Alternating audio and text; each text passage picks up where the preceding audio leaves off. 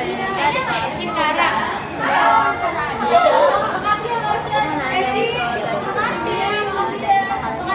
Ada apa aja sih? Jadi dari produknya itu ada keju, mikroorganismenya Lactococcus lactis atau Streptococcus thermophilus. Nah, jenisnya itu bakteri. Kalau bahan bakunya itu sapi. Yang kedua ada yogurt. Yogurt itu mikroorganismenya Lactobacillus bulgaricus atau Streptococcus thermophilus. Jenisnya itu bakteri. Bahan bakunya itu sapi. Terus yang ketiga itu sosis. Ada nama mikroorganismenya itu Cladiococcus cerevisiae. Jenisnya itu bakteri. Bahan bakunya itu dari daging sapi. Dan yang keempat ada oncom. Nama mikroorganismenya itu Neospora crassa atau Neospora cytophylla. Jenisnya itu jamur. Terus bahan bakunya itu ampas tahu. Yang kelima ada Staphylococcus acinetobacter pseudomonas. Jenisnya itu bakteri. Bahan bakunya itu air kelapa. Nah yang keenam ada kecap Aspergillus wenti. Jenisnya itu jamur. Bahan bakunya itu kacang kedelai. Terus yang ketujuh ada tauco. Mikroorganismenya itu Aspergillus oryzae. Jenisnya itu jamur dan bahan bakunya juga kacang kedelai. Dan ke-8 itu ada kimchi, Lactobacillus kimchi. Jenisnya itu bakteri, bahan bakunya itu kubis sama sayuran. Terus yang ke-9 ada tapai, mikroorganismenya itu Saccharomyces cerevisiae. Jenisnya itu jamur, bahan bakunya itu singkong. Yang ke-10 ada miso, mikroorganismenya itu Aspergillus oryzae. Jenisnya itu jamur. Terus bahan bakunya itu kacang kedelai. Yang ke-11 ada roti, jenisnya itu Saccharomyces cerevisiae. Jenisnya itu jamur, bahan bakunya itu tepung gandum. Habis itu yang itu 12 ada bir atau minuman beralkohol. Nama mikroorganisme itu Saccharomyces cerevisiae. Jenisnya itu jamur, bahan bakunya itu biji gandum. Sekarang udah ngerti belum? Pak, ngerti banget aku sekarang. Makasih ya, Pak. Iya, sama. Halo semuanya, di sini aku sama. Aku Kayla dari kelas 10-11. Kira-kira kamu nanya apa nih? Aku mau nanya, boleh nggak sebutin dan jelasin tentang mikroorganisme penghasil enzim? Boleh. Yang pertama itu ada Aspergillus niger. Enzimnya itu ada amilase, selulase, lipase, sama pektase. Nah, kegunaannya itu pertama ada pembuatan bir untuk melunakkan biji-bijian menjadi seperti bubur. Yang kedua itu makanan untuk pengempalan cairan kopi. Yang ketiga itu pengolahan susu untuk produksi cita rasa keju. Nah, yang keempat itu amida dan buah untuk membantu penguraian. Nah, itu yang kedua ada Aspergillus oryzae. Enzimnya itu ada protease.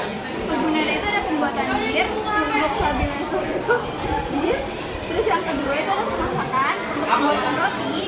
Yang ketiga itu ada makanan untuk buatan. Terus yang keempat itu ada farmasi untuk membantu dalam pencernaan. Nah, kemudian ada Bacillus subtilis. Enzimnya itu ada amilase sama pinisilase. Kegunaannya itu yang pertama untuk makanan, untuk membuat sirup atau gula cair. Yang kedua itu farmasi untuk membantu dalam pencernaan. Yang ketiga itu tepung atau panci atau lem pembuatan kertas dan tekstil. Kemudian farmasi untuk diagnostik. Habis itu ada diagnostok atau diagnostik bioenzymes. Enzimnya itu sukrase. Kegunaannya itu untuk farmasi seperti dextran, pengganti plasmidera. Terus yang terakhir ada Saccharomyces fragilis. Enzimnya itu ada laktase. Kegunaannya itu pengolahan susu, mencegah kristalisasi laktase dalam es krim dan susu kental. Nah, udah ngerti belum? Udah dong, makasih ya, Pak. Ya, sama-sama. Semuanya di sini aku sama. Aku Ainaya dari kelas 10-11. Nah, kamu kan mau nanya apa, Pak?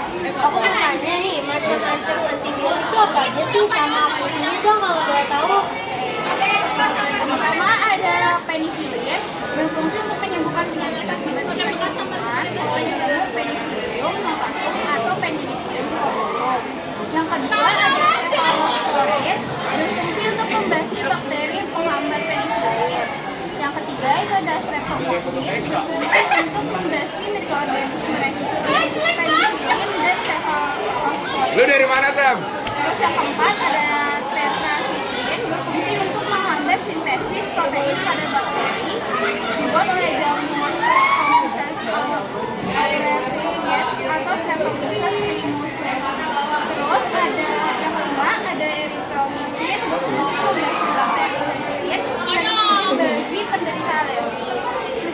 ada polymyxin berfungsi membasmi bakteri gram negatif. Yang ketujuh ada bacillarasin berfungsi membasmi bakteri gram positif. Oh iya, oke deh, ngerti. Makasih banyak ya Alifa. Sama. Halo semuanya, di sini aku sama Meisya dari kelas. Nah, kamu mau nanya apa nih, Mei? Aku mau nanya apa sih tujuannya bioteknologi? Bioteknologi adalah cabang ilmu yang menggunakan mikroorganisme untuk menghasilkan suatu produk barang atau jasa menggunakan teknologi. Nah, jenisnya itu ada dua. Yang pertama itu konvensional atau tradisional. Yang kedua itu ada modern. Kamu tahu nggak bedanya apa aja? Apa tuh? Oke, yang pertama dari bioteknologi tradisional dulu ya. Dia tuh ditemukan sejak awal kehidupan peradaban manusia. Nah, kalau misalkan modern ditemukan sejak struktur dan fungsi DNA ditemukan. Nah, perbedaan yang kedua itu kalau misalkan tradisional menggunakan sebagian dari mikroorganisme, cuma kalau misalkan modern hanya menggunakan beberapa bagian tubuh organisme. Nah, perbedaan ketiga tradisional itu menggunakan zooplankton. Kalau misalkan modern dari kulit cacing. Terus yang kedua perbedaan dari tradisional itu tidak menggunakan tenaga ahli, cuma kalau misalkan modern menggunakan tenaga ahli. Terus yang kelima dari tradisional proses atau prosesnya sedikit belum terstandarisasi. Nah, kalau misalkan modern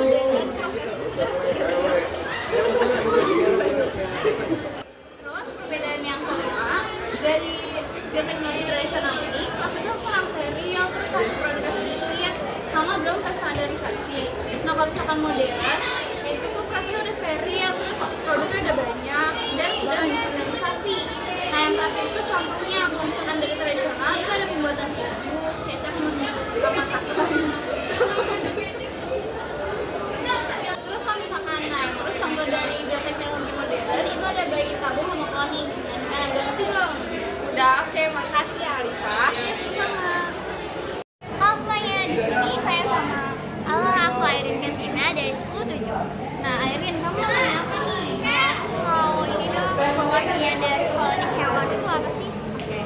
Cloning hewan itu cloning berasal dari bahasa Yunani atau clone yang artinya kumpulan sel turunan dari sel tunggal dengan reproduksi aseksual. Nah, teknik cloning mengarah kepada kemajuan dunia kedokteran serta bermanfaat untuk pengembangan ilmu pengetahuan, diagnostik dan terapi. Nah, selain itu kamu ada yang mau kamu tanyain lagi nggak? Macam-macamnya. Oke, macam-macamnya. Macam-macam dari cloning hewan ini terbagi menjadi 3 jenis. Yang pertama itu cloning pada hewan. Proses reproduksi yang menghasilkan keturunan identik secara genetik dengan induknya, baik secara alami, reproduksi seksual dan kebaran identik maupun melalui teknologi laboratorium. Nah, yang kedua itu cloning pada tumbuhan dilakukan melalui teknik seperti mencangkok atau mengintek untuk menghasilkan tanaman dengan sifat identik dengan induknya. Yang ketiga itu cloning pada manusia menuai kontroversi dan dianggap tidak etis oleh banyak pemimpin agama dan masyarakat. Nah, selanjutnya Aku mau tahu dampak negatif sama positif. Oke, jadi dari dampak positif dulu ya. Dampak positif dari cloning ini pertama ada menyelamatkan genetik hewan yang punah. Yang kedua itu transfer embrio fleksibel waktu dan tempat. Yang ketiga itu embrio dapat disimpan dengan lama. Nah, kalau dampak negatifnya itu yang pertama ada resipien terbatas, kedua ada resiko inbreeding tanpa pencatatan, yang ketiga itu pewarisan sifat tak diinginkan akibat prosedur cloning. Halo semuanya, di sini aku sama Malia SPBD dari kelas 10-7. Oke, sekarang kamu mau nanya apa nih, Mau? Mau nanya nih, boleh tolong jelasin nggak mikroorganisme penghasil energi sama bakteri penghasil bioetanol itu apa aja?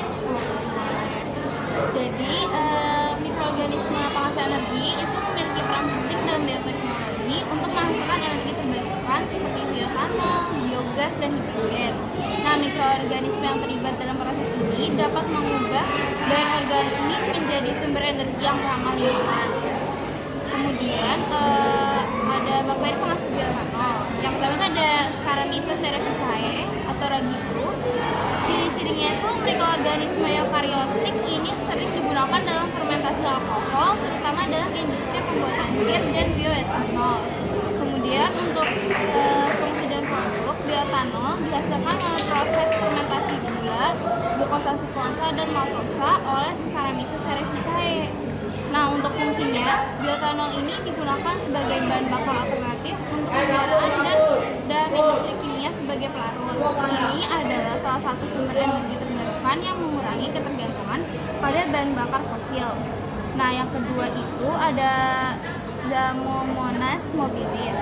Ciri-cirinya itu bakteri gram negatif ini mampu memfermentasikan gula menjadi etanol lebih efisien dibandingkan dengan ragi. Fungsi dan produknya itu, bioetanol menghasilkan etanol dari gula dalam proses fermentasi. Nah, untuk fungsinya sendiri, ini tuh digunakan dalam produksi bioetanol karena kemampuannya untuk menghasilkan etanol dengan laju yang cepat dan efisien yang lebih tinggi, menjadikannya alternatif yang lebih baik untuk bahan bakar terbarukan. Nah, gimana dong? Ngerti banget, makasih ya penjelasannya. Oke, semuanya. Halo semuanya, di sini aku sama Marina dari Oke, sekarang aku mau nanya apa aja mikroorganisme penghasil obat sama guna-guna bakteri Mikroorganisme penghasil obat itu berperan penting dalam produksi obat-obatan melalui proses bioteknologi. Beberapa mikroorganisme dapat menghasilkan senyawa bioaktif yang digunakan untuk pembuatan antibiotik, vaksin, dan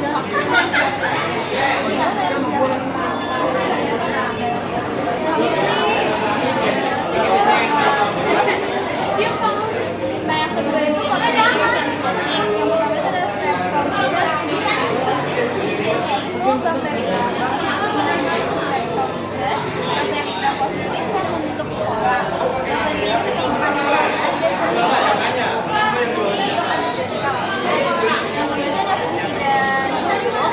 Ada Streptomycin, antibiotik yang digunakan untuk mengobati tuberkulosis dan infeksi dan influenza. Fungsinya itu Streptomyces Streptomycin menghambat sintesis protein dalam makanan sehingga menghambat pertumbuhannya. Yang kedua itu ada Bacillus. Ciri-cirinya itu bakteri ini merupakan bakteri gram positif yang membentuk spora dan banyak menambahkan dalam lapisan yang terbentuk. Fungsi dan produk itu ada antibiotik yang digunakan untuk mengobati bakteri. Fungsinya itu baik beracun, menghambat sintesis bakteri yang menyebabkan kematian. Halo semuanya, di sini aku sama Dera.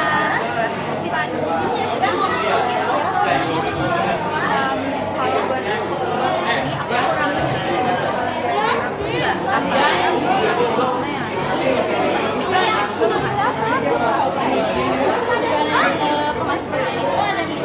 mikroorganisme seperti dan chlorella albumino digunakan sebagai sumber protein alternatif untuk makanan sehari-hari. Nah, bakteri tertentu direkayasa menghasilkan protein terapeutik seperti insulin manusia. Protein dihasilkan dengan menggunakan jasa mikroorganisme bersel satu disebut protein sel tunggal. Mikroorganisme yang dapat digunakan sebagai penghasil protein yang telah diteliti para ahli adalah bakteri ragi, jamur, dan ganggang. Protein tersebut berada di dalam sel yang dapat mencapai 80% dan berat total dibandingkan dengan kedelai yang hanya 40% dan hanya 40%. Mikroorganisme bersel satu yang digunakan sebagai sumber makanan untuk manusia mulai dikembangkan pada awal abad ke-19. Khususnya dari golongan Radiolula. Chlorella ini formula ditemukan oleh Heidelberg 1926 yang terkontaminasi pada pabrik ragi Saccharomyces di Jerman dan diberinya nama Torullitis. Ragi ini banyak digunakan untuk membuat makanan ternak. Ragi ini oleh Lodewijk dan Friedrich 1952 dimasukkan ke dalam genus Candida. Gimana dong? Udah, makasih banyak ya. Halo semuanya, di sini aku sama. Halo semuanya, aku ada di kelas 10-4. Oke, nah, sekarang aku mau nanya apa nih, Mbak? Oke, jadi aku mau nanya dong tentang pengertian putih jaringan itu apa sih? Oke.